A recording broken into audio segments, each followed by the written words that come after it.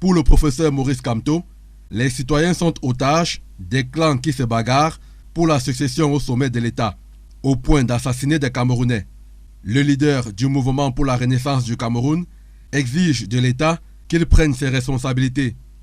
Pour Ni John Frundi, on a enterré la liberté d'expression hautement acquise au début des années 90. Nous avons obtenu la liberté de presse en 1993. Le SDF et les journalistes ont combattu pour cette liberté jusqu'à aujourd'hui. Et maintenant, nous sommes au point où des journalistes sont enlevés et assassinés. L'honorable Jean-Michel Nietzsche du SDF a quant à lui dénoncé une attaque cruelle contre la liberté de la presse, inadmissible et intolérable. Elle ne saurait rester impunie. L'honorable Tomaïnon Damjoya de l'UDC en appelle au peuple camerounais et encore plus au pouvoir gouvernant à un ultime sursaut patriotique pour épargner à notre pays de sombrer dans le précipice creusé par l'indifférence, l'injustice, le déni de l'état de droit, l'impunité. Maître Adeline Djomgang, secrétaire général du SDF, affirme pour sa part que cette énième disparition macabre nous interpelle tous et particulièrement les autorités judiciaires dont le laxisme est parfois inquiétant. Elle demande que justice soit rendue pour que force reste à la loi.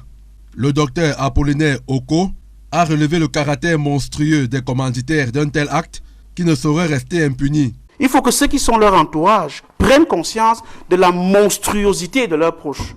C'est-à-dire que si les commanditaires de cette affaire ont des femmes, il faut que leurs femmes prennent conscience de la monstruosité de la personne qui est leur mari. Au Rassemblement démocratique du peuple camerounais, l'on soutient que personne ne saurait s'opposer à quelqu'un qui dénonce les prévaricateurs de la fortune publique et donc le travail effectué par Martinez Zogo serait salué à sa juste valeur.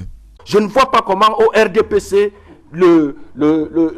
quelqu'un oserait s'opposer à ce qu'on dénonce ce qui est anormal dans un pays qui a tant de pauvreté, tant de problèmes à résoudre, c'est-à-dire les détournements de fonds publics. Ça, c'est impossible au RDPC. Rien du tout ne justifie qu'on puisse arrêter, n'est-ce pas, arrêter un homme, l'assassiner. Rien ne peut justifier ce genre de choses. Quel que soit le bord politique, tous ont été unanimes.